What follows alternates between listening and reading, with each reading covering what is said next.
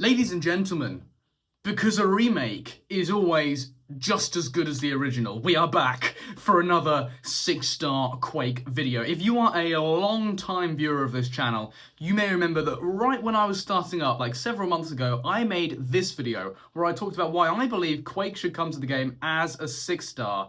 And I started what can only be described as a thermonuclear war in the comment section, with comments that ranged from genuine objections or agreement to straight up ad hominem attacks. So what we're going to do today is try and keep it civil. That's what we're going to try and do. And we're going to start this with a bit of a disclaimer.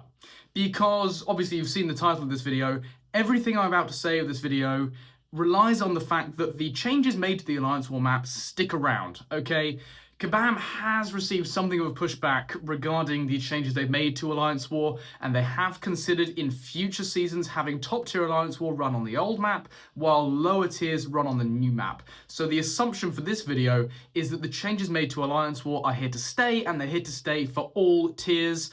Otherwise, a lot of what I'm going to say in this video is rendered null and void, but for the purpose of argument, we're going to assume these changes are here to stay, and the old map is in the bin. Okay. I am going to very quickly run through my old arguments, the arguments I made in the last video before we get onto the main talking point.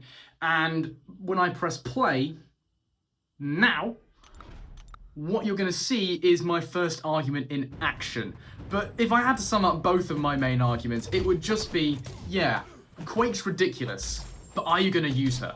There are two reasons why the introduction of a 6-star Quake would not completely break the game, because the worry of people is that you introduce a champion as dominant as Quake and the rest of the game ceases to exist. Nobody else would be used because Quake is so ridiculous. There are two reasons why that's not going to happen. The first is damage. Quake is one of the most insane characters the game has ever seen, therefore she is going to be made to compete with the most insane characters that are currently in the game. Like it or not, champs like Crossbones are in that group. This is the competition. This is who she has to compete with for Summoner's attention. Does it look like she's winning? Right, does this look like a champion that is completely broken beyond being allowed to be a 6-star? No. Winter Soldier is more than half dead, meanwhile Captain Marvel Classic is barely 15% dead. Crossbones walking through Realm of Legends, and Quake has barely got started. Apologies for my shitty Quake gameplay, you're going to have to deal with it, it's been a while. Yes, you can use Quake in an awful lot of scenarios in shorter matchups such as Battlegrounds, but if you give me a bullseye, can I use Quake? Yes. Is that a problem? Matter of opinion. Am I going to use Quake? God no. She may be in people's decks as a reserve option, as kind of like a last draft, shit, I haven't got anybody for Onslaught, I'll take Quake. But if you give me a choice between Jack-O-Lantern and Quake, Quake's on the bench. Apologies. Nobody is talking about a 7-star, we're talking about a 6-star. So if you give me a 7-star Jack-O-Lantern or a 6-star Quake, it's going to have to be Jack-O-Lantern. That's the first reason, right? Damage is simply not there for people to want to use Quake. Doesn't matter that she can do stuff, she won't be allowed to do stuff because people simply aren't going to use her. That leads me on to Act content. Remember, we're not talking about Alliance War. Move on to Act content. The health pools in Act 9.2 and 9.3 are like 1,000,000 health a fight. Each one of those boss fights is over 1,000,000 health. Some of them have nearly 3 times as much health as this classic Captain Marvel, and yet you can see that a 6-star rank 3 equivalent is going to take 4.5 minutes. I'm not joking, 4.5 minutes to finish this fight. Deal with it, you're sitting through every last second. If she can shut down all those nodes, big deal, right? If you can be asked to sit through 1,000,000 health, keeping this up 6 times in a path, plus a boss fight, you deserve to have everything shut down. Be my guest. You know, in my world, that's balanced, right? If a champion takes 8 years to do something, but they're guaranteed to do it, that's okay. We're not even talking about the skill cap, right? We have a very, very exceptionally talented community. Once they take a champion seriously and they put their minds towards learning how to play a champion, then they're going to learn how to play Quake. But keeping this playstyle up for several millions of health at a time is going to lead to mistakes. And these mistakes are very, very costly because she is quite squishy. So, That's argument number one, damage. Now, the second point I made is basically a more complicated variation of the first point, okay? It talked about where the competitive landscape was when Quake was in her prime compared to where it is now. When Quake was in her prime, the top level of Act content was pre-nerf Act 6, which can only really be described as an utter bastard. It was completely horrible. The roster of champions available to players to tackle these problems was not ripe enough to actually get them through it properly. So what ended up happening was the defensive threat far exceeded the champions available to players at the time. So the best solution was a general solution. Champs like Quake and Ghost completely dominated. If you didn't have these champions, you were stuck using an awful lot of revives, an awful lot of hell potions, units, money to get through the content.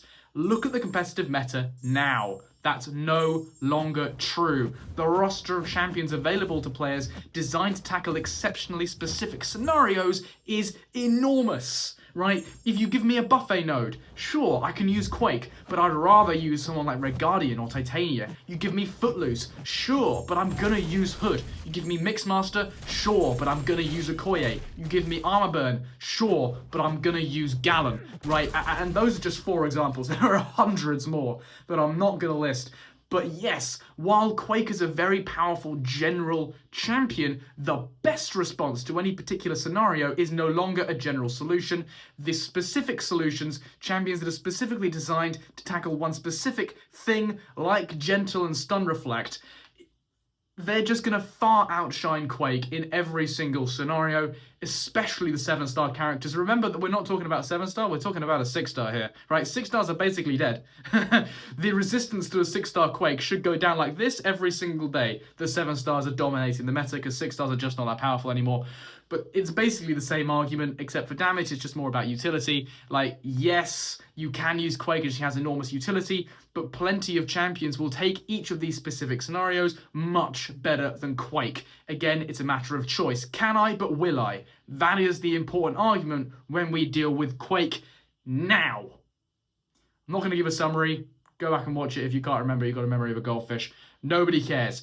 The most successful objection to my arguments in the previous video, I can't remember who put it to me. I might find the comment here. If I don't know. I don't care. But the biggest objection was that of top-tier alliance war.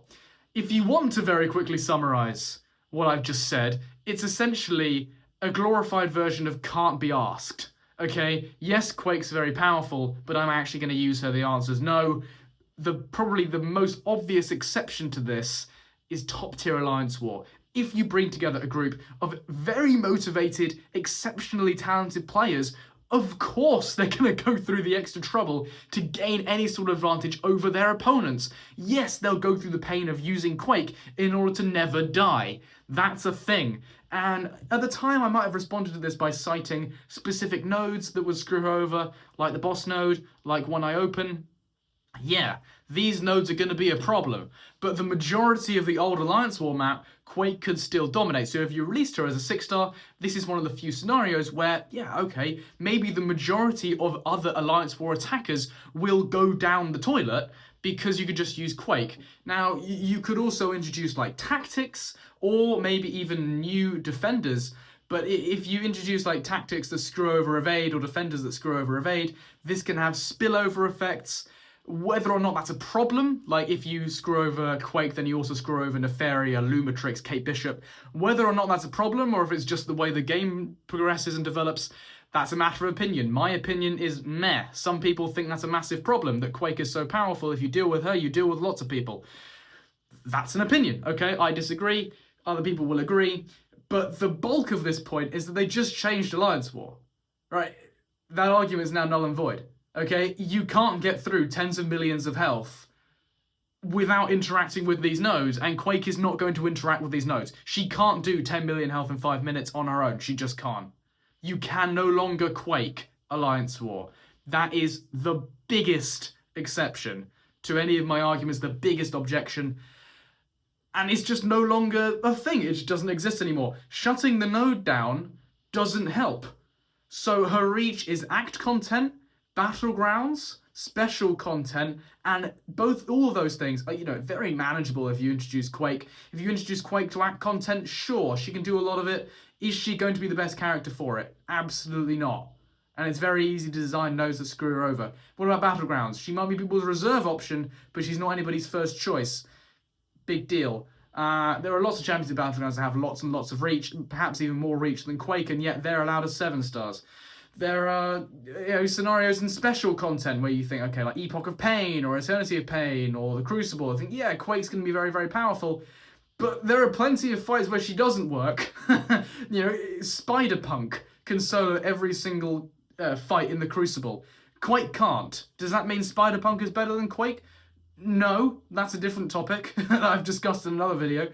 But, she is not going to be too much of a problem in act content, story content, special content, and Alliance War is no longer a thing. You're running out of options. So my thesis is this. You've gotten rid of AW. Now give us Quake. Go away.